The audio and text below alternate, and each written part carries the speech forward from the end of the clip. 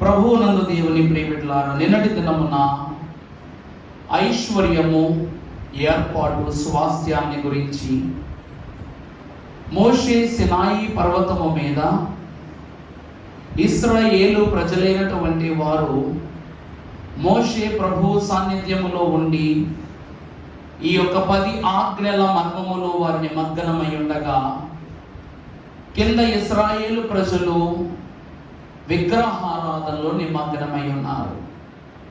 ఆ క్రియను బట్టి దేవుడు కోపించి, ఇదిగో మోషే, నీ ప్రజలైనటువంటి వారిని నేను ఈ ప్రయాణములో ఇక నేను మీతో రాను, ఎందుకనగా వారు చేసే దోష క్రియలను బట్టి నేను వారి మీద కోపపడుదునేమో, వారిని నశింపచేయుదునేమో, అందువలన ఇక నుండి వారి బాధ్యత నీదేనని ప్రభువు తెలియచేయగానే వారు ఆభరణములను తీసివేసినట్లుగా మనం చూస్తూ ఉన్నాం.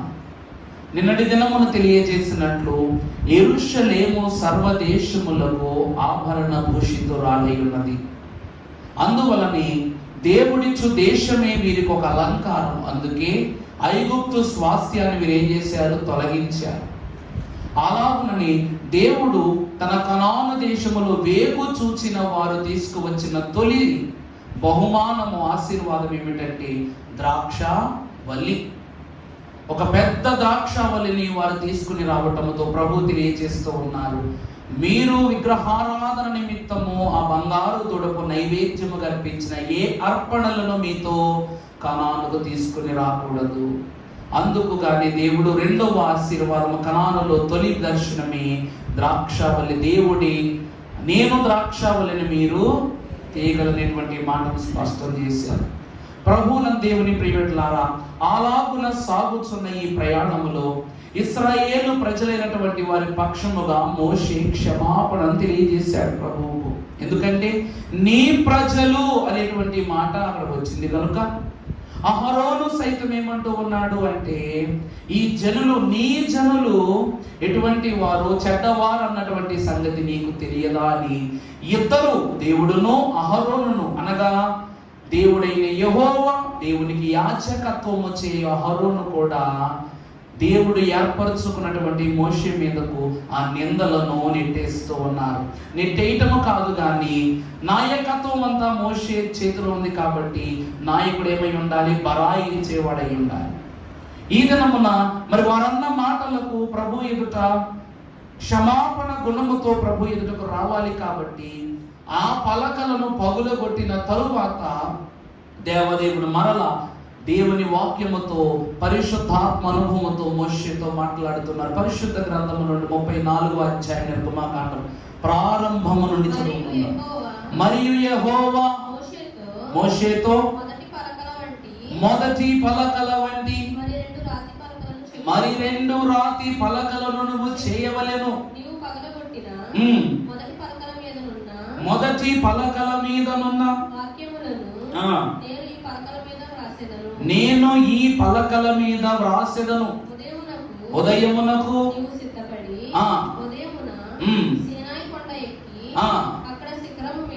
అక్కడి శిఖరము మీద చాలమ్మా ప్రార్థన. మహాపరిశుద్ధుడమైన మా ప్రియ పరలోకపు తండ్రి, పరలోక వాస్తవ్యుడమైన మా దేవ, మమ్మలను పరలోక వాస్తవ్యులుగా చేయు మా దేవ, నీ ప్రసన్నతలో మమ్మల్ని పాలిభాగస్తులను చేయుచున్న దేవా, నీకే వందనములు. ఈ లోకమునందు పాపము, శోధన, శాపము ఐగుప్తును పోలి ఉన్నవి అని వ్రాయించారు ప్రభువా. నీ ప్రభావము చేత ఈ దినము మేము విననయ్యున్న ఈ వాక్య వర్తమానములో నీ ప్రభావమును మాకు తెలియచేసి దీవించి మహిమ పొందుమని దైవ వాక్య వర్తమానికుడైన యేసు నామములు వేడుకొనుచు వినయముతో ప్రార్థిస్తున్న మా ప్రియ పరలోకపు తండ్రి, ఆమేన్. ప్రభు పేరిట దైవ సాన్నిధ్యంలోనికి వచ్చిన వాళ్ళరా, దేవుని ఏలికలో మనందరినీ పరిశుద్ధాత్మ అనుభవములోనికి తండ్రి మనందరినీ నడిపించును గాక, ఆమేన్. ప్రభు యొక్క మహాఘనమైన కృపను బట్టి చదువుబడిన వాక్య భాగాన్ని మరి ఒక్కసారి మనం జ్ఞాపకం చేసుకుంటే, మరియు యెహోవా మోషేతో మరి 2 రాతి పలకలను చెక్కుము. మొదటి పలకల వంటి 2 రాతి పలకలను చెక్కుము. చాలమ్మా. దేవుని ప్రియమిట్లారా, ఇక్కడ దేవుడు అంటూ ఉన్నారు, మొదటి రాతి పలకల వంటి 2 పలకలను నువ్వు చెక్కుము. దేవుని యొక్క వాక్యమును మనము గమనించినట్లయితే ఈ 34వ అధ్యాయము 3 ప్రాముఖ్యమైనటువంటి విషయాల మీద ఆధారపడుతూ ఉంది. మొదటి 9 వచనాలు దేవుని ఎదుట మోషే చేయుచున్నటువంటి క్షమాపణ లేక విజ్ఞాపన కనబడుతుంది. 2వ మారు సినాయి పర్వతము మీదకు వెళ్ళి దేవుని సన్నిధిలో ఇక్కడ అతడు తన అనుభవాన్ని, తను దేవుడు అంటూ ఉన్న నీ ప్రజలని ఏవైతే ప్రభు అంటున్నారో ఆ విషయాలను ప్రభు ఎదుటకు వెళ్ళి ప్రతి విషయాన్ని క్లుప్తముగా ప్రభుకు వివరిస్తున్నారు క్షమాపణ పద్ధతిలో. దీనిని మన భాషలో విజ్ఞాపన చేయటం అంటారు. అలాగనే తర్వాత 10వ వచనము నుండి 28వ వచనము చూసినట్లయితే 2వ మారు యెహోవా ఇశ్రాయేలీల పక్షముగా చేయుచున్న నిబంధన కనబడుతుంది. ఏమిటండి? 2వ మారు దేవుడు ఇశ్రాయేలీలకు ఆయన మోషే ద్వారా చేయుచున్న నిబంధన ఏదైతే ఉందో అది కనబడుతూ ఉంది. ఇక తర్వాత 29వ వచనము నుండి ఆఖరి వచనం వరకు చూసినట్లయితే ఇక్కడ మోషే ముఖములో ప్రకాశము కనిపిస్తూ ఉన్నది. అందుకే మన దైవజనులు ఈ వర్తమానానికి పెట్టిన పేరు పోలిక ఏలిక. ఏమిటండి? పోలిక ఏలిక. ఏమిటి పోలిక? ఏమిటి ఈ ఏలిక? దేవుని వాక్యములో మనము క్లుప్తంగా ఒక మాట చూసినట్లయితే నిర్గమకాండ గ్రంథము 31వ అధ్యాయము 18వ వచనం మనం ఒకసారి చదువుకున్నట్లయితే, మరియు ఆయన సినాయి కొండ మీద మోషేతో మాట్లాడుట చాలించిన తరువాత ఆయన తన శాసనములను గల 2 పలకలను అనగా దేవుని వ్రేలితో వ్రాయబడిన రాతి పలకలను అతనికి ఇచ్చెను. ఆయన చేతితో వ్రాయబడిన రాతి పలకలను ఇచ్చెను. దేవుని ప్రియబిడ్డలారా, అసలు అప్పు ఎప్పటికైనా అసలే, నకిలీ ఎప్పటికైనా నకిలీని. మన పెద్దలైన వారు అంటూ ఉన్నారు, కోలార్ కర్మాగారం అని మన దేశంలో చాలా ప్రసిద్ధి చెందిన బంగారపు గనది. ఈ కోలార్ కర్మాగారములో మొట్టమొదట తవ్వకాలు జరిపినప్పుడు వారికి ఇంత మాదిరి బంగారపు ముద్ద దొరికిందట.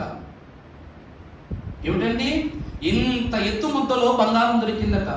అది తొలి కోలార్ కర్మాగారంలో దొరికినటువంటి బంగారపు ముద్ద. అందువలన దానిని ఏమాత్రము పాడు చేయకుండా మన వారు ఢిల్లీలోకి, దేంట్లో చెప్పండి, మ్యూజియంలో దాన్ని పదిలిపరిచారన్నమాట.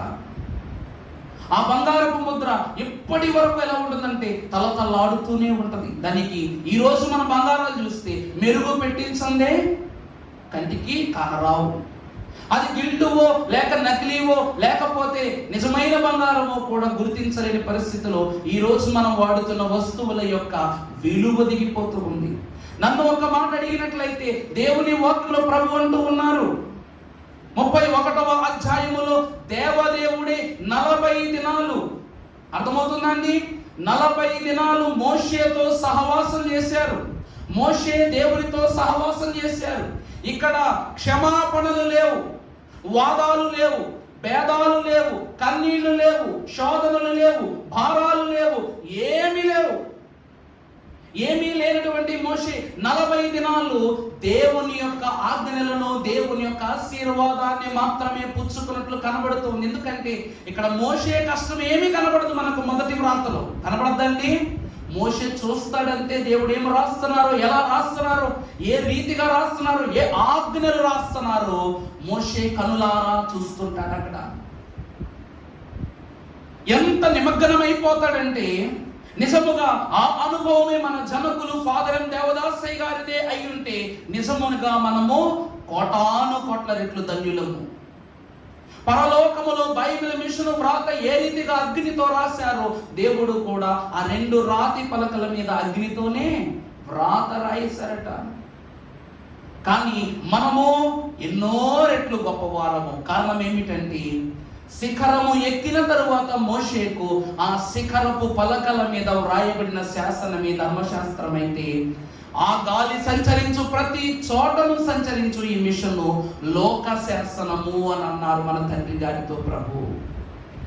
దేవుని వాక్యం యొద్దకు వచ్చిన వారలారా, ఇక్కడ మీరు చూసినట్లయితే మొదటి పలకల మీద దేవుని స్వయహస్త ముద్ర, స్వయం కృషి, అలాగే స్వయం వ్రాత అక్కడ మనకు కనబడుతూ ఉంది. కష్టమంతా దేవునిదే.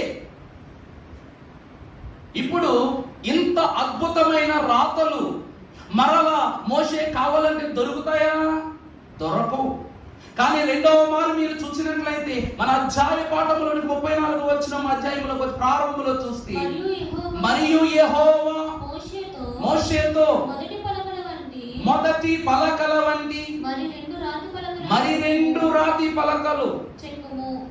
చాలమ్మా, అక్కడ స్వయంగా దేవుడే పలకలను చెక్కుట, దేవుడే పలకల మీద వ్రాయుట, దేవుడే పలకలను భక్తుడైన మోషేకు అందించుట అనేటువంటి అద్భుతం కనబడుతుంది. కానీ రెండవ మారు మాత్రం ప్రభువు నువ్వే పలకలు చేసి, నువ్వే వ్రాసి, నువ్వే వాటిని కిందకు తీసుకుని వెళ్ళాడు. ఎంత విడ్డూరం! దేవుడు పలకలకు విలువ ఎక్కువ, మనుషులు రాసిన పలకలకు విలువ ఎక్కువ. అవునండి. విచిత్రం ఏమిటంటే ప్రియులారా, దేవుడు చెప్పేంత వరకు ఇక్కడ ఇశ్రాయేలీలు పాడైపోతున్నారనే విషయం తెలియదు. ఇక్కడ అంత ఇమిడిపోయాడంట. ఎందుకంటే మా తండ్రి గారు రాశారు, ఏమి కావాలి, నీకేమి కావాలి, యేసులోని అన్నియును దేవునిలో అన్ని ఇమిడిపోయి. అలాగునని మోషే కూడా దేవునిలో ఇమిడిపోయాడు. సీనాయి పర్వతం, అతడు కూడా పర్వతము మీద ఒక బండలాగా ఇమిడిపోయి ఉన్నాడంట.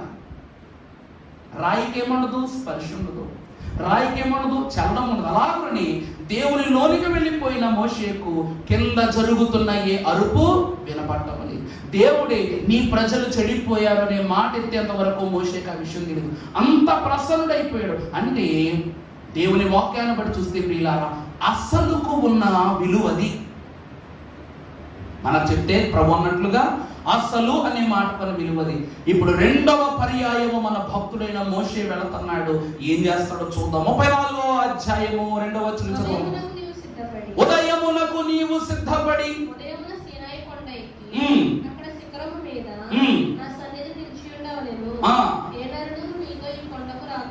చాలమ్మా. దేవుని ప్రియపెట్టులారా, యేసుక్రీస్తు ప్రభువునంది భక్త జనాలకి ప్రభు తెలియజేసే సత్యం ఏమిటంటే, మొదటిసారి మోషే పర్వతము ఎక్కుతున్నప్పుడు 70 మంది ఇశ్రాయేలు ప్రధానులు కొంత దూరం వచ్చారు. వాళ్ళ నుండి యెహోషువ మహాభక్తుడు మోషేతో కొంత దూరం వచ్చాడు. చివరి పర్వతపు అంచుకు మాత్రం మోషే వెళ్ళాడు. అప్పుడు కిందట ఇశ్రాయేలు ప్రజలు ఎంత పాడు పనులు చేస్తున్నా ప్రభు ఏం మాట్లాడారా?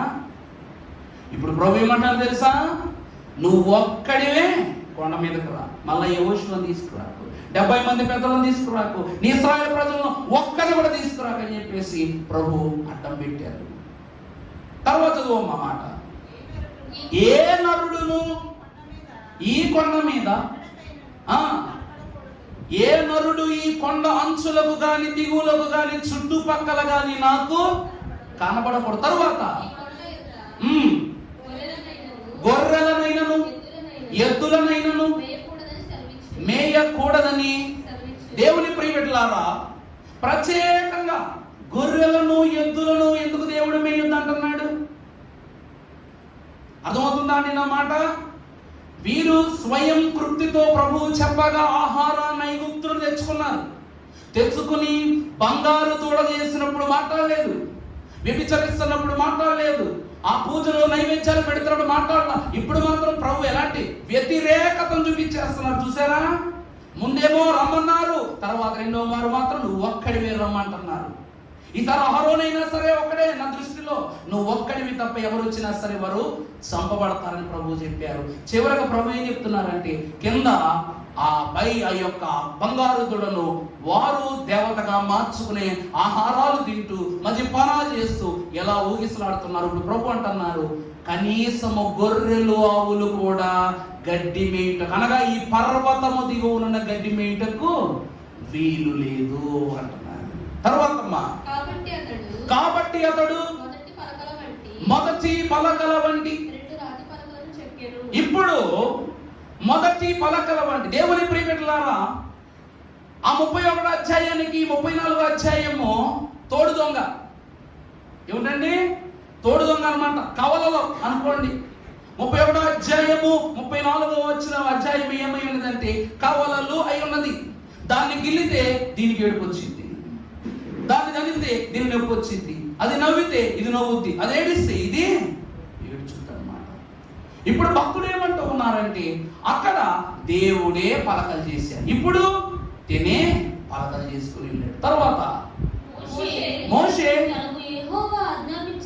తనకు యెహోవా ఆజ్ఞాపించునట్లు ఉదయమున పెందల కడే లేచి సినాయి కొండ ఎక్కగా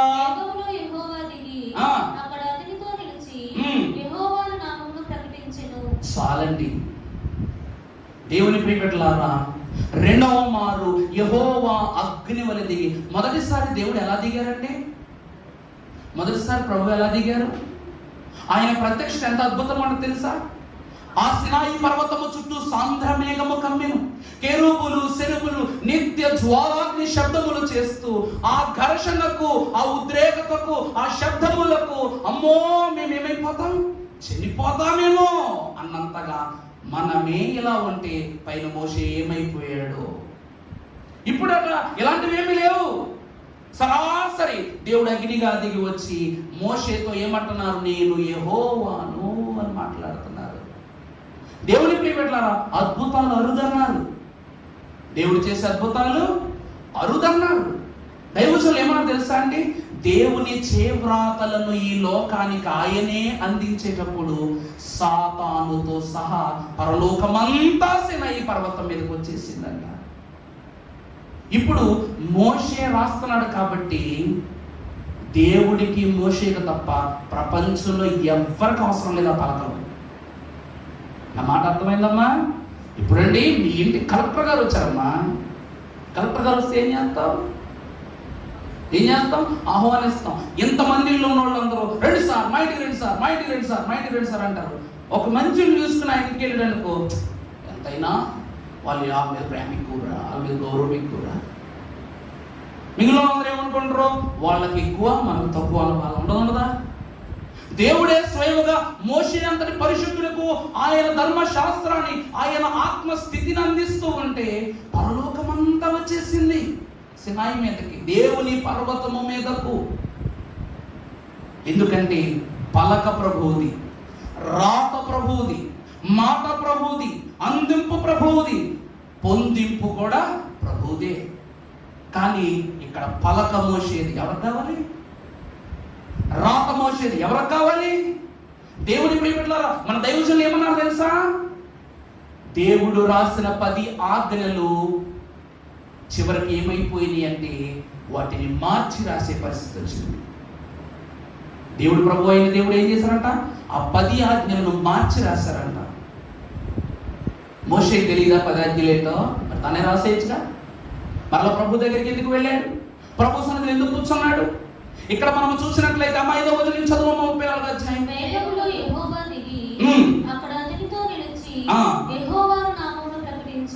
తర్వాత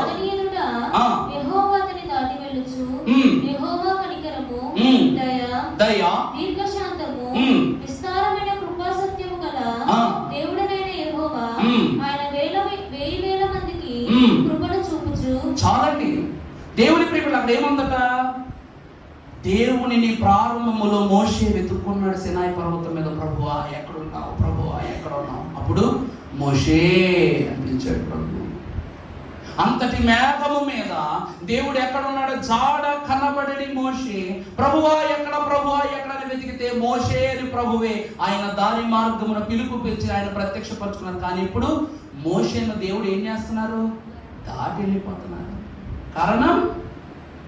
కారణం ఏంటి చెప్పండి? అంతే, పలకలు పగలగొట్టడం వల్ల కాదు, నీ ప్రజలు చేసిన దోషాలు నా ఆత్మ నా గుండెల్ని ఏం చేసేసినాయి? ముక్కలు చేసేసినాయి. దేవుని హృదయం విరిగిపోయింది. విరిగినవి పలకలు కాదు, దేవుని హృదయ స్పందన, ఆయన విలువ. పరిశుద్ధులకు దేవుని ప్రియబిడ్డలారా, మీకు అద్భుతమైన మాట చూపిస్తాను. ఆదికాండం 1:26 చదవండి ఒకసారి. దేవుడు మన స్వరూపమందు మన పోలిక చొప్పున నరులను. ఇక్కడ ఒక మాట చెప్పండి, దేవుడు ఎవరి పోలిక చొప్పున నరులను చేశాడు? మరి అక్కడ ఆయన రాలేదేంటి? ఒకసారి వచ్చిన మళ్ళా చదువుతల్లి. దేవుడు మన స్వరూపమందు మన పోలిక చొప్పున నరులను. అక్కడ తన పోలిక ఉండాలి, కానీ మన పోలిక ఎందుకు వచ్చింది చెప్పండి? ఇక్కడ ముగ్గురు ఉన్నారమ్మా మనకి. ఆయన తండ్రి పోలికతో చేశారా? కుమారుని పోలికతో చేశారా? పరిశుద్ధాత్మ పోలికతో చేశారా? తండ్రికి రూపము లేదు, పరిశుద్ధాత్మకు రూపము లేదు. ఎవరికి రూపం ఉంది? దైవజనులు అన్నారు, అనాది ఆలోచన సభలో అందరూ మానవుని నిర్మిస్తాను, నా పోలికను నిర్మిస్తాను, అతడు పాపములో పడిపోతాడు, అతని మరలా నేను రక్షించుకుంటానని దేవదేవుడు చెప్పగానే అనాది సభలో కొన్ని ఉంటాయట, దేవుని లక్షణాలు ఉంటాయట. ఈరోజు అంటారు చూడండి, మన ముఖం మీద కానీ శరీరం మీద కానీ ఏదైనా ఒక మాలిన్యం పడితే మన అర్థం ఎలా చూపిస్తుందో, ఆలోచన సభలో కూడా దేవుని యొక్క లక్షణాలు ప్రభువును ప్రశ్నించడం ప్రారంభించిన ప్రభువా, నువ్వు పరిశుద్ధుడివి, నువ్వు సృజించే మానవుడు పరిశుద్ధుడు, కానీ అతడు పాపంలో పడతాడను. నీ లక్షణాలలో లేనిది వారిలో ప్రవేశించినప్పుడు దానిని నువ్వు ఎలా ఆమోదిస్తావని అడిగినప్పుడు క్రీస్తు ప్రభు అయిన దేవదేవుని యొక్క యెహోవా యొక్క అంతరంగములో నుండి నర రూపము ధరించుకుని వచ్చిన పరిశుద్ధుడే ఎవరు అనగా యేసు క్రీస్తు ప్రభువారు. ఆయన అంతరంగములో నుండి బయటకు వచ్చి నా తండ్రి నిర్మించు మానవుడు ఆయన పోలిక కాదు. ఎవరి పోలిక? నా పోలిక అవుతాడంటే ఆయన అంశయు నా పోలికయు కలిగి మన పోలిక అనగా మనం ఎవరము? ప్రభు ఏమంటారు? నావన్నీ మీవి, మీవన్నీ ఆయన. రూపం కూడా మనదే కదా, మన రూపము ఆయనదే కదా. గమనించండి, తండ్రి పోలిక చొప్పున చేసేంత సమర్థులు ఎవరు లేరు ఇక్కడ. ఏమని చెప్పాను ఇందాక? దేవుని పలకల వంటి పలకలు చేయగలిగాడు, కానీ దేవుని పలకలు ఈ పలకలు ఒకటేనా? కాదు. ఆదాము కూడా తన తరువాత మనము చూసినట్లయితే పరిశుద్ధ గ్రంథంలో వచ్చిన మీకు చూపిస్తాను. పరిశుద్ధులైన దేవదేవుడు ఆదికాండం 5:1 మనము చూసినప్పుడు ఆదాము వంశావళి ఇదే.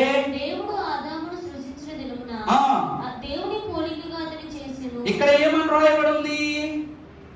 ఇందాకేమో నరుల పోలిక అని వ్రాయబడి ఉంది. ఇక్కడ ఏ పోలిక అని వ్రాయబడుతుంది? దేవుని పోలికగా చేసెను.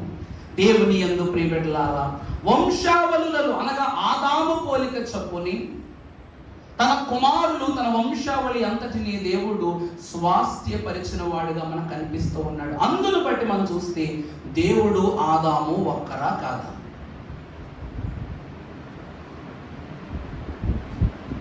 దేవుడు ఆదాము ఒక్కరా కాదా? మరి ఆదాము ఎందుకు ఎగరలేకపోతున్నాడు?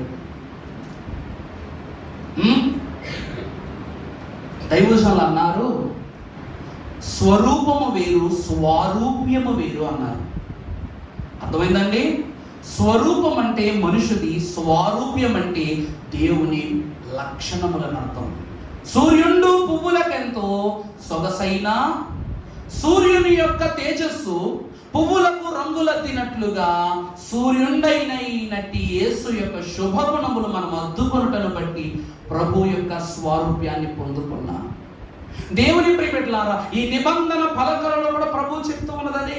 మొదటిసారి దేవదేవుడు 70 మంది ప్రధానులను యెహోషువను తోడు పెట్టుకుని మోషే శిఖరం ఎక్కాడు. రెండో మారు ఒక్కడే శిఖరం ఎక్కాడు. శిఖరం ఎక్కిన మోషేను దేవదేవుడే పిలిచి మరి తన రాతి పలకలు ఇచ్చాడు. ఈసారి మాత్రము అతనిని చూసి చూడనట్లుగా దాటి వెళ్ళిపోతున్నారు ప్రభు. మొదటి పలకలను అందించిన విషయంలో ఆకాశము దేవుని మాటను వింటకు భక్తులైన యెషయా అంటారు, ఆకాశమా దేవుడు మాట్లాడుచున్నాడు, ఆకాశమా ఆలకించుము, భూమి చెవియొగ్గుము. ఈ క్రమం అక్కడ జరిగిందట. ఆలకించుటకు ఆకాశము, చెవియొగ్గుటకు భూమి రెండును సిద్ధపడిపోయి వచ్చేస్తున్నాయి అక్కడికి. ఆ స్థలము యొక్క అంతస్తు మోషేను రెండవ పర్యాయము పిలిచినప్పుడు లేదు. ఇక మూడవదిగా చూస్తే మా 7వ వచనం 34వ అధ్యాయం 7వ దోషమును అపరాధమును పాపమును క్షమించును గాని ఆయన ఏమాత్రమును దోషులను నిర్దోషులుగా ఎంచక. చూసారా, ఆయన ఏమాత్రము దోషులను నిర్దోషులుగా ఎంచక 3-4 తరముల వరకు తండ్రుల దోషమును కుమారుల మీదికిని కుమారుల మీదికిని తప్పించునని ప్రకటించెను. చాలండి. దేవుని ప్రియబిడ్డలారా, ఇప్పుడు చెప్తూ ఉన్నాను, దేవుని వాక్యమును బట్టి ప్రభువిచ్చిన ధర్మశాస్త్రము పోలిక అర్థమవుతుందండి. కానీ మోషే ధర్మశాస్త్రము ఈరోజు మన ఏలిక. నేను చెప్పింది అర్థమైందండి. దేవుని ధర్మశాస్త్రము మనకు పోలిక. ఆ పోలిక చొప్పున దేవుడు మరలా మోషే ద్వారా రాయించిన ధర్మశాస్త్రమే ఈ రోజు మనం వాడుతున్నది, అనుసరిస్తున్నది, నిబంధనగా భావిస్తున్నది, కరుణాపీఠములు ప్రతిష్ఠించినది, ప్రత్యక్ష గుడారములు పూజ్యలు అందుకుంటున్నది. అది ఏమైనదట? ఏలిక. మన తండ్రి గారు ఒక అద్భుతమైనటువంటి కీర్తన రాస్తూ ఉన్నారు. తెలుగు క్రైస్తవ కీర్తన పుస్తకముల నుండి 67వ కీర్తనలో మనం ఒక చరణాన్ని పాడుకున్నట్లయితే ఒకసారి తీనమ్మా. 67వ కీర్తన 10వ చరణం. యోసేపు వలెని శోధనలున్న గెలుతోలు వారు, యోసేపు వలెని శోధనలున్న గెలుతోలు వారు, ఏ సమయమందైనా మంచి ఏలికలౌదురు వారు, ఏ సమయమందైనా మంచి ఏలికలౌదురు. యేసు నామధారులందరూ ఎంతో ధన్యులు. దేవుని ప్రియబిడ్డలారా, ఇశ్రాయేలీయుల యొక్క విశిష్టత, ఇశ్రాయేలీయుల యొక్క నడవడిక హోరేబు పర్వతము వరకు చేరేంత వరకు ఒకటి. చేరిన తరువాత 40 దినాల దేవుని ఉపవాస దీక్షలో మోషే ఉన్నప్పుడు ఈ 40 దినాల్లో ఆలోచన మొత్తం మారిపోయింది. అంటే ఈ పలకలు ఇశ్రాయేలీయుల యొక్క ఆలోచనలకు, పద్ధతులకు, జీవితాలకు ఏమై ఉన్నవి? అవసరము కానివై ఉన్నవి. దేవుడు పరిశుద్ధుడు కనుక రాసే ప్రతి ఆజ్ఞ పరిశుద్ధంగా రాస్తారు. అర్థమా? నిజమా కాదండి? నేను పరిశుద్ధులను కనుక మీరును, మరి ఆయన రాసే వ్రాత పరిశుద్ధమే. బైబిల్ గ్రంథమునకు చిన్ని మర్మాలైన, పెద్ద మర్మాలైన, గొప్ప సాక్ష్యాలైన దీనంతటిని పరిశుద్ధ గ్రంథమే అంటాం. అలాగే దేవుడు కూడా పరిశుద్ధనీయమైన మాటలను ఆయన 2 పలకల మీద చెక్కి ఇశ్రాయేలీయులకు ఇస్తూ ఉంటే, పుచ్చుకునే మోషే పరిశుద్ధుడు, ఇచ్చే దేవుడు పరిశుద్ధుడు, ఉన్న పలకలు పరిశుద్ధమైనవి, కానీ అందుకొనబోవు ఇశ్రాయేలీయులు రాశారు కదా, దోషులు, పాపులు, హీనులు ప్రభు అంటున్నారు లేదా? అటువంటి వారిని నేనేం చేయను, క్షమించనంటున్నాను. క్షుప్తంగా చెప్పిస్తారండి ప్రభువు, చాలా క్లుప్తంగా చెప్పేశారు. నేను ఇచ్చిన నా గౌరవాన్ని మీరు అగౌరవపరుస్తున్న బట్టి మీరు పాపులు, మీరు దోషులు, మీరు శిక్షారులు, మిమ్మల్ని క్షమించను అని ప్రభు చెప్తున్నారు. అందుకే లోక శాసనమును కూడా ఈ లోకమునకు తెలియచేయటకు గాను మోషేతోనే ప్రభు 10 ఆజ్ఞలు రాయించారు. దేవుని ప్రియబిడ్డలారా, అందుకే దేవుని వ్రాత పోలిక, ఆ పోలికతోనే లోకం అనుసరించే ఒక ఏలిక కలిగినటువంటి మరో 2 శాసనములు గల పలకలను భక్తుడైన మోషే రాశారు. అంత మాత్రమేనా? దేవుడు ప్రత్యక్ష గుడారాన్ని నిర్మించమని చెప్పారు మోషే కాలంలో. బెసలేలో హోలియాబుని 2 చిత్రకారులను, కళా ప్రపూర్ణులను ప్రభు ఏర్పరుచుకుని కరుణాపీఠము మొదలుకొని పెట్టే రాయి నుండి తుడిచే ధూళి వరకు, వాడే వస్తువు నుండి ఉపయోగించే లక్క వరకు అన్నిటినీ ప్రభువు ఆయన పోలిక చొప్పునే ఏర్పాటు చేసుకున్న దేవదేవుడు బెసలేల హోలియాబులతో నిర్మాణము చేసి, మోషే నువ్వు దాన్ని తగలవద్దు అనేటువంటి మాట చెప్పారా లేదా? నువ్వు ఆ బలిపీఠంలో ఎక్కునప్పుడు కానీ, ప్రక్కనప్పుడు వెళ్ళినప్పుడు కానీ, నీ శరీరము కానీ, నీ వస్త్రాలు కానీ ఆ యొక్క దానికి ఏమో కరుణాపీఠానికి తగలకూడదని ప్రభు చెప్పారు. దేవుని ప్రియబిడ్డలారా, అలాంటి బలిపీఠాన్ని సొలొమోను మహామందిరములో భక్తుడు నిర్మించిన తరువాత మనము చదువుకున్నట్లు యెరోబాము ఏం చేశాడు? ఆ బలిపీఠాన్ని పోలిన బలిపీఠాన్ని కట్టేశాడు, ఆ మందిరాన్ని పోలిన మందిరాన్ని కట్టేశాడు. అలాగే యాజకులను పోలిన యాజకులను కూడా వేరే గోత్రాల నుండి ఏర్పాటు చేసేసి పూజలు మొదలెట్టేశాడు. అందుకు గాను మన చదివాము ఏమిటంట, మీరు ప్రవక్తలైతే నేను ప్రవక్తనే అంటాడు. ఎంత ఘోరమైనటువంటి మాట. అందుకు గాను ఆ బలిపీఠం మీద చెయ్యించిన ఆ క్షణమే చెయ్యంతా ఏమైపోద్ది? చచ్చుబడిపోయి ఎండు శల్యములు అయిపోద్ది చెయ్యి ఇక్కడ భాగం వరకు. అంటే దేవుని ప్రియబిడ్డలారా, దేవుని ఏలికను అపహాస్యము చేస్తే, ఇప్పుడు దేవుని యొక్క పోలిక కలిగిన పలకలను వారు గ్రహించలేకపోయారు, ఇక శిక్షిస్తానని ప్రభు హెచ్చరికిచ్చారు. ఒకవేళ ఈ ధర్మశాస్త్రాన్ని మీరు అనుసరించకపోతే ఏమని చెప్పారు ప్రభు? ఇక మరణమే మీకు. అందుకే కదా రాళ్లతో కొట్టుటకు, మోషే ధర్మశాస్త్రం ప్రకారం వ్యభిచారము చేసిన వారు రాళ్లతో కొట్టి చంపటము ఇది నియమం అని చెప్పారు. ప్రజలు అంత ఏలికగా దాన్ని అనుసరించారంటే కారణం ఏమిటంటే ప్రియబిడ్డలారా, మోషే 40 దినాలు విజ్ఞాపన చేశాడు. 40 దినాలు దేవుని దగ్గర ఏం చేశాడు? విజ్ఞాపన. ఎలాంటి విజ్ఞాపన అంటే, విజ్ఞాపన 2 భాగాలు చేస్తే వి ప్లస్ జ్ఞాపన అంటే విసుగుదల లేకుండా దేవుని ఎదుట ఏం చేస్తూ ఉన్నాడు?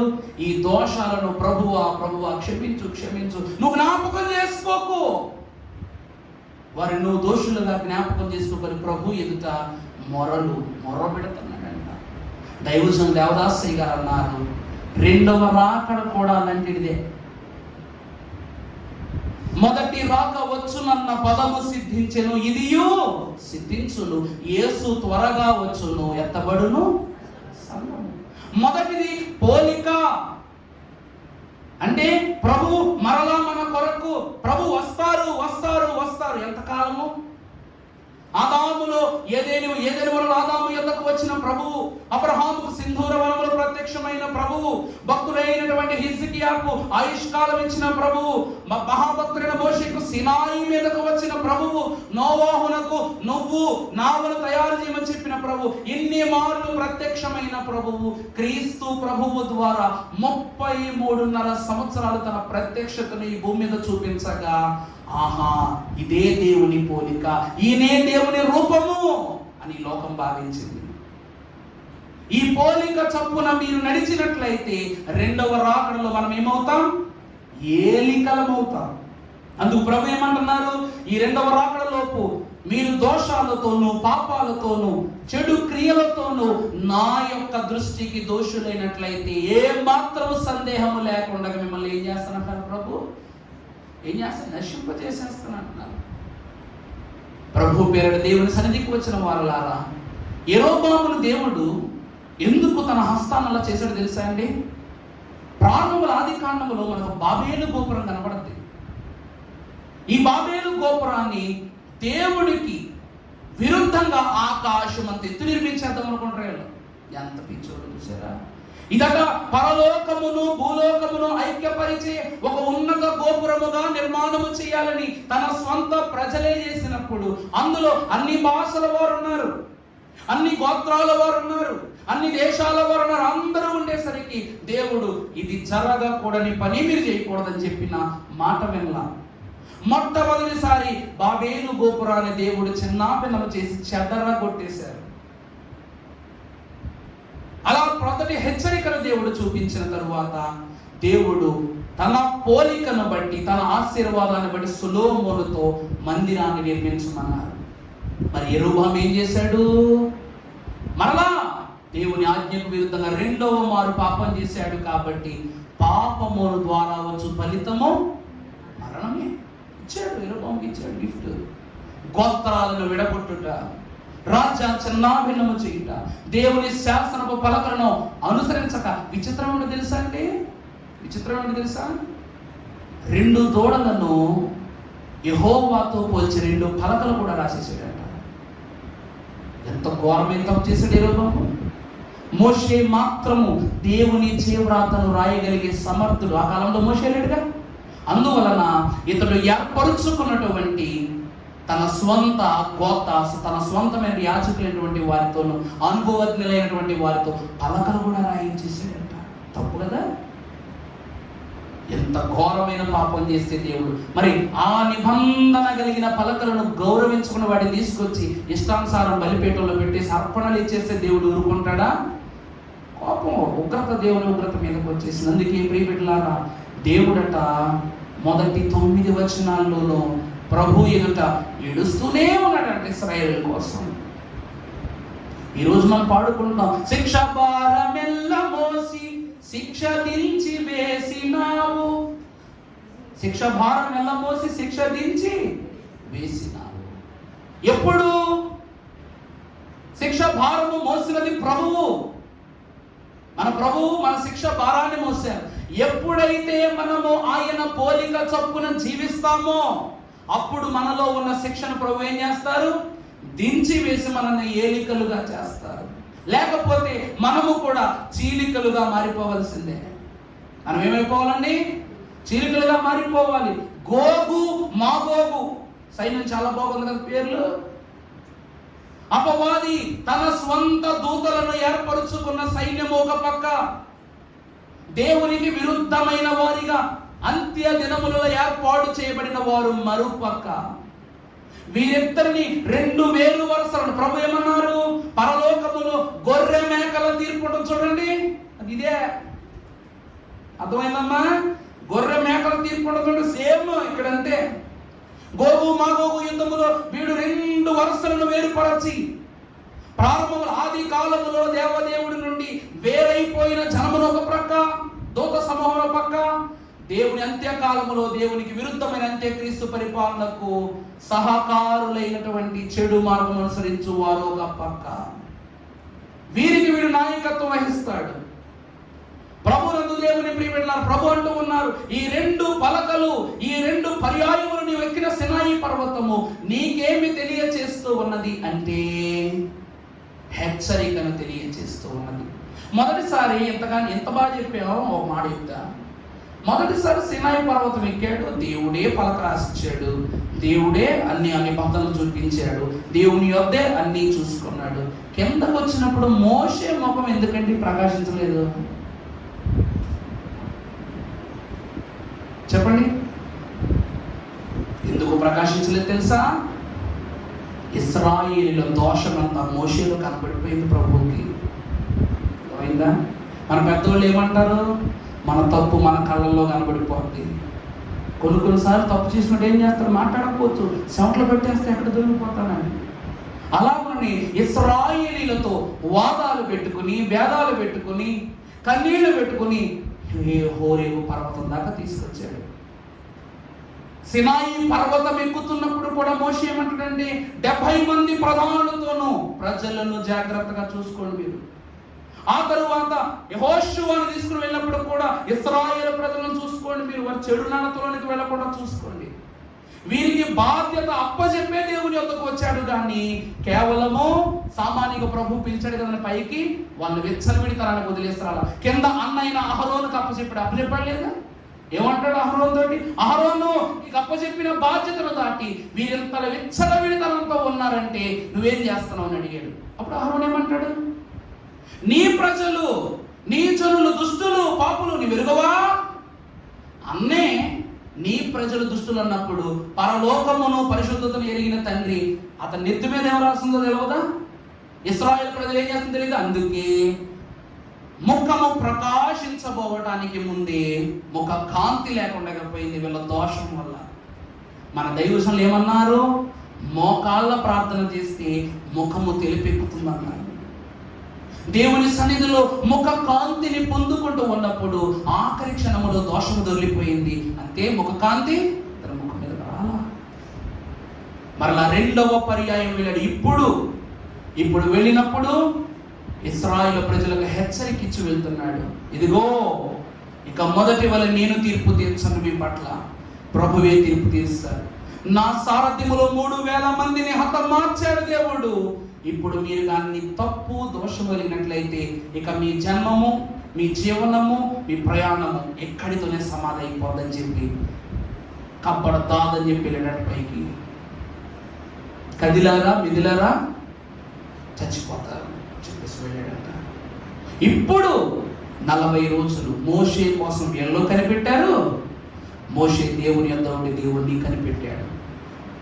ఇప్పుడు పలకలు పవిత్రమయ్యాయి, మోషే పవిత్రమయ్యాడు, జనులు పవిత్రమయ్యారు, అతని ముఖము ప్రకాశించింది.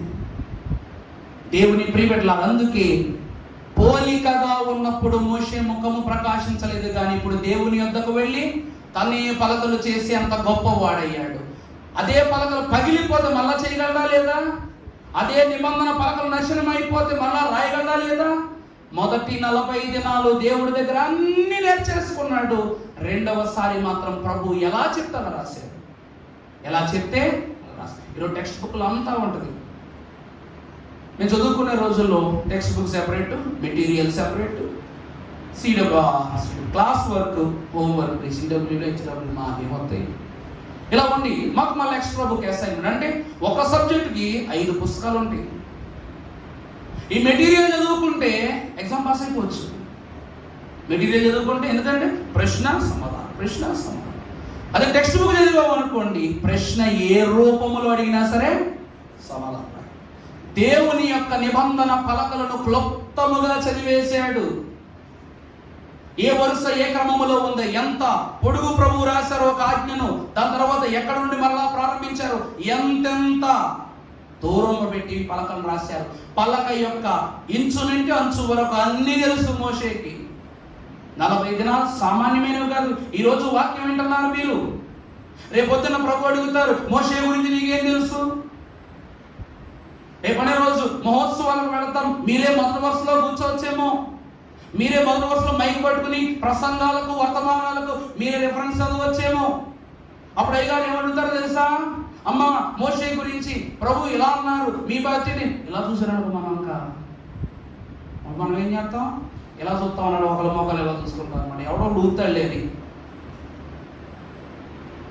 దేవుని ప్రియబిడ్డలారా, వాక్య గ్రంథమునందు ఉన్నట్లు ఇశ్రాయేలు ప్రజల యొక్క జ్ఞానోక్తంతా ఎవరి కాలంలో కనబడుతుందంటే మోషేలో కనబడిపోతుంది. అందుకే మోషే ఏం చేస్తున్నాడంట, దేవుని ఎదుట ఆది నుండి అంత్యం వరకు 430 సంవత్సరాల కాలము మొదలుపెట్టి, అంటే మోషే పుట్టక మునుపు నుండి.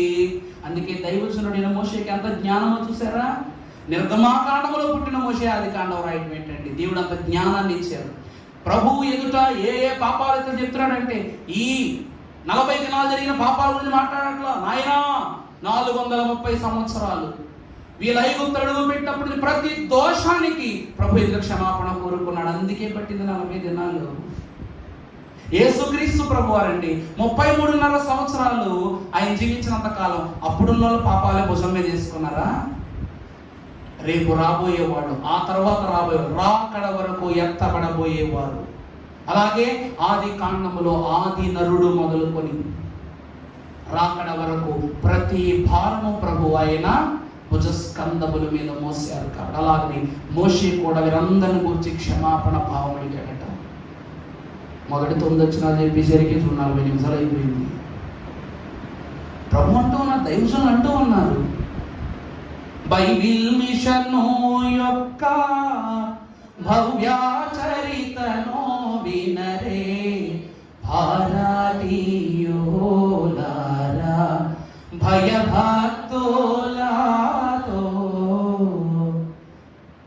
బైబిల్ మిషన్ యొక్క భవ్య చరితను ప్రాముఖ్యముగా బయలుపడిన స్థానమైన భారతదేశ వాసులమైన మనం ఎలా వినాలట? భయభక్తులతో వినాలట. ఇప్పుడు మోషే వారి ఎదుట క్షమాపణ గుణము తెలియచేస్తూ భయము, దేవుని ఎదుట ఆయన మహిమను పొందుతూ భక్తి రెండింటిని కనపరుచుకున్నాడు. కాబట్టి అవి మోషే చేతి ధర్మశాస్త్రముగా ఈ లోకానికి ఇచ్చాడు దేవుడు. ప్రకటన గ్రంథంలో ప్రభు ఏమంటారు? నువ్వు జయించిన వాడవైతే జీవ గ్రంథంలో నీకు పేరు ఇస్తానన్నారు, నీకు తెల్లని రాయి ఇస్తానన్నారు, వస్త్రం ఇస్తాను, జీవకిరీటం ఇస్తానన్నారు. ఇంతమంది ప్రజల యొక్క శాసన అనుభవాన్ని రాసిన మోషేకు ఆయన ధర్మశాస్త్రాన్ని, ఎవరి ధర్మశాస్త్రాన్ని ఇచ్చాడు ప్రభు? మోషే ధర్మశాస్త్రంగా ఇచ్చాడు. యేసు ప్రభు వారు అంటారు, నేను మీకు ఇచ్చుచున్న వాటిని నా తండ్రి వద్ద నేను పొందుకున్నాను, నా సొంత వాటిని నేను మీకు ఇవ్వడం. అలాగని ప్రభు కూడా ఏమంటూ ఉన్నారంటే, ఆయన మహిమను మోషేకి ఇచ్చి ఈ లోకానికి అది మోషే బహుమానముగానే పరిచయం చేశారు ప్రభు. దేవుని ప్రియబిడ్డలారా, ఇది మాత్రమే కాదండి. అపోస్తలుడైన పౌలు భక్తుడు మహోన్నతమైనటువంటి చరిత్రను దేవుని వాక్యములో ఘనపరిచినటువంటి మహాభక్తుడు. దేవుని వాక్యాన్ని బట్టి మీరు చూసినట్లయితే, నాకు కాస్త అనారోగ్యంగా ఉన్నప్పుడు ఏంటో చెప్పలేండి, నాకు ఇరిటేషన్ వచ్చింది. ఈ అనారోగ్యాన్ని బట్టి అందరూ అంటున్నారు, అయ్యగారు మీరు వెళ్ళి ఒక ఆయుర్వేదిక్ మెడిసిన్ కలవండి సార్, ఇప్పుడు మంత్రం వేస్తాడు, వాడు మీకు మెడిసిన్ ఇస్తాడు అన్నాడు. ముందు హాస్పిటాలిటీగా అన్ని మెడిసిన్స్ వాడా. 4,500 అయింది. వీళ్ళ దగ్గరికి వెళ్తే 800 మెడిసిన్ ఇచ్చాడు. ఫుడ్ రిలీజియన్స్ చెప్పాడు కదా, బాగుంది. అప్పుడు ఇజ్రాయెల్ గారు నేను మాట్లాడుకుంటున్నాం, అయ్యగారు ఈ మంత్రాలు గింత్రాలు అట్లా ఉంటాయా, ఈ మంత్రాలు గింత్రాలు అట్లా పనిచేస్తాయా అని అంటే, ఇప్పుడు నాకు దేవుడు తలంపించాడు అనమాట. మన బైబిల్ విషయం వాళ్ళు ఇవన్నీ మంత్రాలు గింత్రాలు అట్లా నమ్మాలంటే, ఇజ్రాయెల్ గారు నేను మాట్లాడుకున్నాం. దేవుడి యొక్క అభిషేకం పొందుకున్న సమయంలోని దేవుడు పిలిస్తే తప్పరాడు వస్తాడా? కానీ సౌలు మహారాజు కర్ణ పిశాచి అడ్డం పెట్టుకుని సమూయేలు ఆత్మను రప్పించడే లేదా? అర్థమవుతుందండి నా మాట మీకు?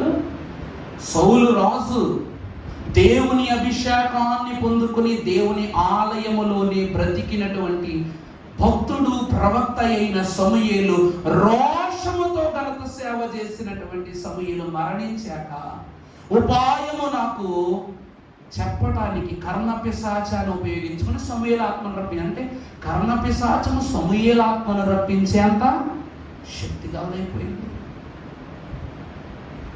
సాతానుకు దేవుడు ఎంత అధికారం ఇచ్చాడో చూసారు ఈ లెక్కలో మీరు. సాతానుడు దేవుని యొక్క ఎంత గొప్ప అధికారాన్ని పొందుకున్నాడో చూడండి.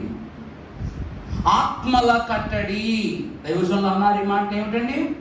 ఆత్మల కట్టడి. అందువలన జాగ్రత్త, మనం ఏమై ఉండాలి? జాగ్రత్త పరులమై ఉండాలి. మోషే ఆత్మను కూడా కట్టడి చేయాలని చూశాడు, కానీ దేవుడు ఏం చేశాడంట? దేహాన్ని ఆత్మని కూడా భద్రం చేసేసాడు.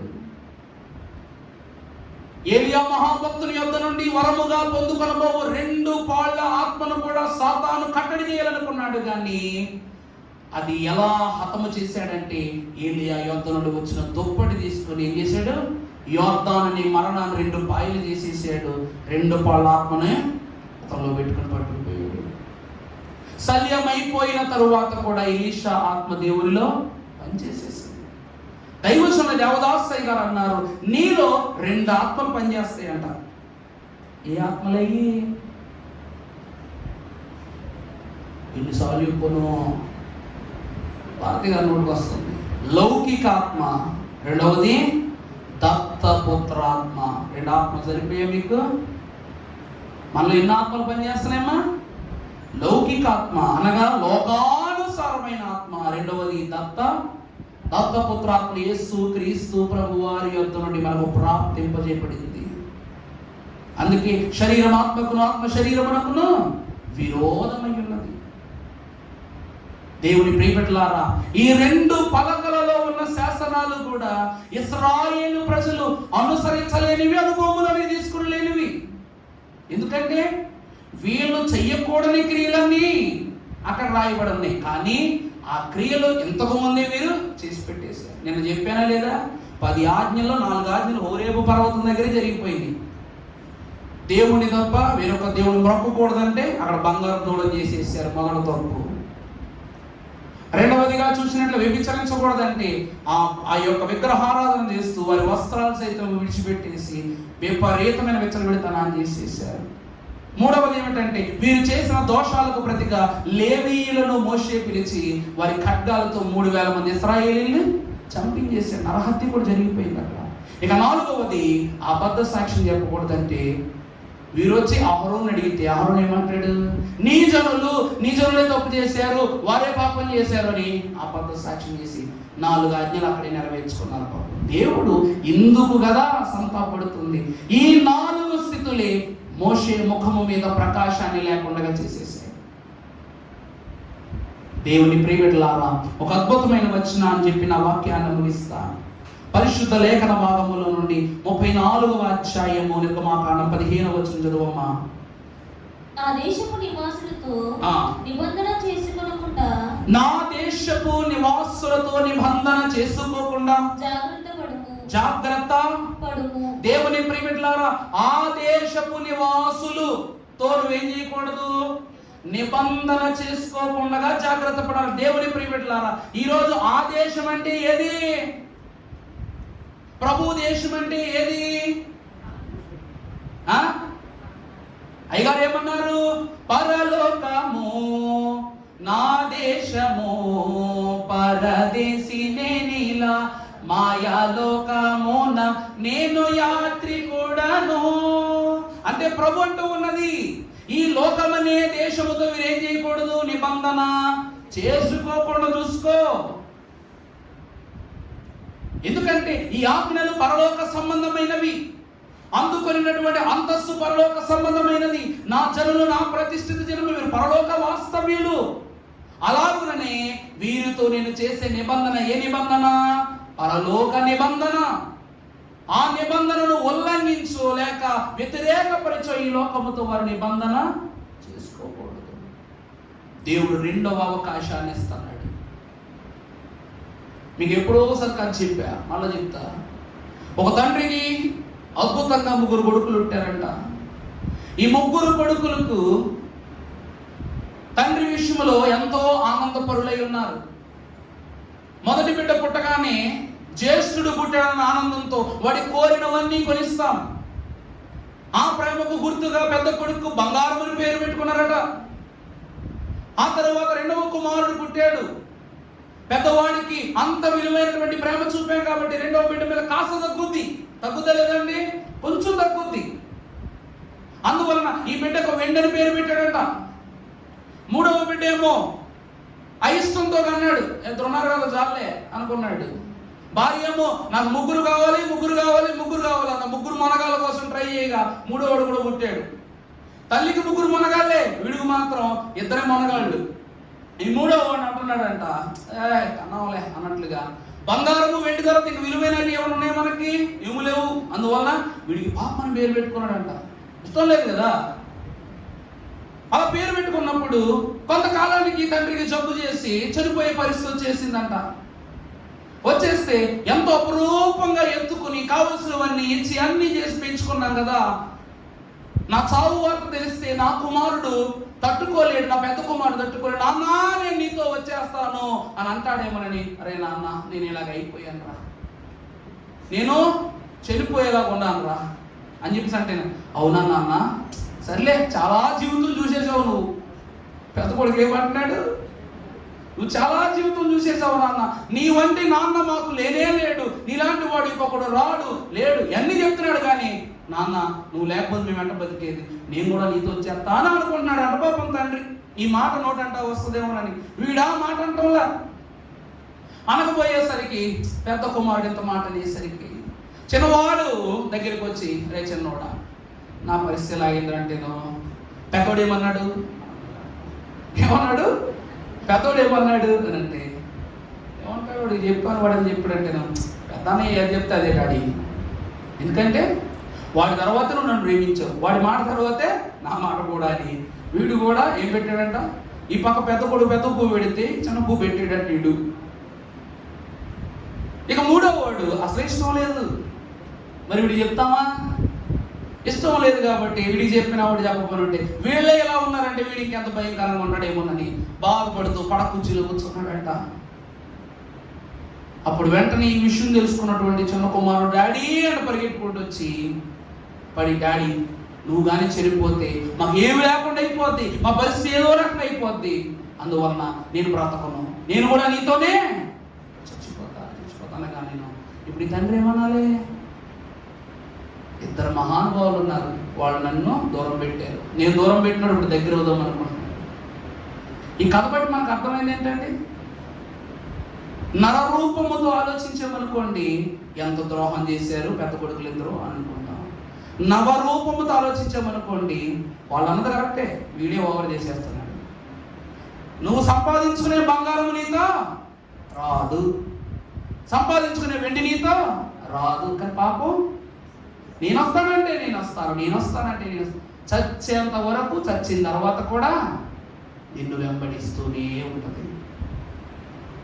దేవుని జనాంగమైనటువంటి వాళ్ళారా, ఈరోజు ఒకరి దోషాన్ని ఒకరు కనపరుచుకున్నటువంటి మాట వస్తే, యేసు క్రీస్తు ప్రభు వారు మన దోషాలన్నీ భరించారు కనుక పాపులను ప్రభావముచే, రోగులను ప్రభావముచే బాగు చేసి నీకు రోగాన్ని తగ్గించి ఆయన రోగము పొందుకున్నవాడు, పాప రోగాన్ని నీ శిక్ష దించి ఆయన శిక్షలోకి వెళ్ళిపోయాడు, నీ శాపాన్ని తొలగించి ఆయన శాపగ్రస్తుడయ్యాడు. దేవుని ప్రియబిడ్డలారా, ఈరోజు భారాన్ని దించుతున్న దేవాది దేవుడు తన కుమారునికి అధిక భారాన్ని ఇస్తూ ఉన్నాడు. ఎందుకంటే మనం మహిమ నుండి అధిక మహిమలోకి ప్రవేశించాలి కాబట్టి. అందుకే రెండవ రాకడలో మనము మహిమ నుండి క్రీస్తు రక్షణ ద్వారా మహిమకు, కానీ రెండవ రాకడ ద్వారా అధిక మహిమలోనికి ప్రవేశిస్తాం. అందుకే పోలిక, క్రీస్తు పోలిక చొప్పున జీవిస్తే రెండవ రాకడలో మనం ప్రభువుకు ఏలికలం అవుతామా? అవమా? యోసేపు ప్రభువు అగ్రే, యోసేపు శ్రమ వలనే యోసేపు శ్రమ పోలికే యేసుక్రీస్తు ప్రభువు కూడా. కానీ యోసేపు పోలికయ్యాడు, యేసు ప్రభువు ఏలికయ్యాడు. అందుకే ధర్మశాస్త్ర నిబంధన పలకల గురించి ప్రభు అంటూ ఉన్నారు. 31వ అధ్యాయములో దేవుడిచ్చినప్పుడు వాతావరణం వేరేగా ఉంది, వ్యక్తులు వేరేగా ఉన్నారు, క్రియలు వేరేగా ఉన్నాయి, మాట తీరు వేరేగా ఉంది, పద్ధతులు వేరేగా ఉన్నాయి, ప్రభావం వేరేగా ఉంది. 34వ అధ్యాయానికి వచ్చేసరికి ప్రభువు మోషే, ఎవ్వరు లేరు. ఇశ్రాయేలు ప్రజలు ముందు గొడవ చేశారు, ఇప్పుడు నోటి మీద వేలేసుకుని కూర్చున్నారు. మొదట ప్రకాశించలేని ముఖము రెండవ పర్యాయము ప్రకాశించింది. క్రీస్తు ప్రభువు ద్వారా మనకు ఏ రూపం వచ్చిందంటే రక్షణ మాత్రమే వచ్చింది. నీ ముఖము, నీ దేహం మహిమ దేహం అవ్వాలంటే మోషేలాగా క్షమాపణ ఉండాలి. కొండ ఎక్కుతున్నప్పుడు మనోనిదానము, కొండ చేరిన తర్వాత పాప క్షమాపణ. దేవుడు పక్కకు పట్టించుకోకుండా వెళ్ళిపోయినప్పుడు దేవా క్షమించు, దేవా నిన్ను మాత్రం నేను ఇంకెవరిని విశ్వసించనని తీర్మానాన్ని చూపించుకున్నాడు. ఆ తరువాత ప్రభువు ఎదుట తన కన్నీటిని, తన విశ్వాసాన్ని, తన ఆత్మీయతను సమర్పణగా ఇచ్చాడు మోషే. 5వదిగా ప్రతి పాప దోషాన్ని ఆది నుండి అంత్యము వరకు ఇశ్రాయేలు దోషాలన్నింటినీ ప్రభు ఎదుట అప్పగించి ప్రభు క్షమాపణ తెలుసుకున్నాడు. తర్వాత ప్రభువునకు స్తుతి చేశాడు, ప్రభువుని కనిపెట్టుకున్నాడు. అంటే 7 మెట్ల క్రమము సినాయి పర్వతము మీద జరిగిపోయింది. అప్పుడు ముఖము ప్రకాశించింది, ముఖము ప్రకాశించింది. దేవుని ప్రియబిడ్డలారా, దైవజనులు అన్నారు, వినరయ్యా వినారయ్యా యేసు ప్రభావము, గణరయ్యా క్రీస్తుని ఘన కార్యంబో, మనసు దేవుని కథపై మలిపియోచించిన మహిమా కనబడు నీకు అనుభవము దొరుకు. మోషేకు మహిమ కనబడింది, వెలుగు అనే అనుభవము దొరికింది. అలాగున దేవుని సన్నిధిలో ఉన్న మనకు నూతన నిబంధన పలకలకు దేవుడిచ్చిన ఏలికయే ఈరోజు అధునూతనమైన మహిమ సన్నిధిలో, దేవుని సన్నిధిలో చాలా స్థాయిలో ఉన్నటువంటి నిదానించబడిన పలకలమైన మన మీద, మన హృదయమును పలకల మీద దేవవాక్కులను ప్రభు ముద్రించి మనలను పోలిక నుండి ఏలికలుగా మార్చివేసి మహిమ వెలుగను భూములోనికి ప్రభు నడిపించును గాక.